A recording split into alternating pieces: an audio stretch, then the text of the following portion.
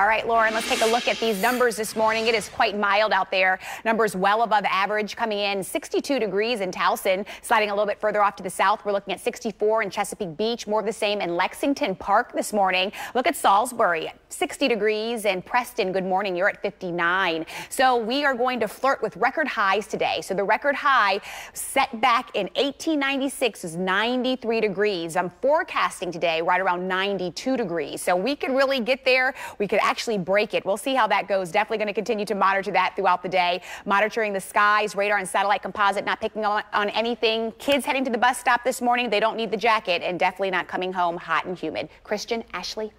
Thanks, Lynette. We're going to be dealing with the heat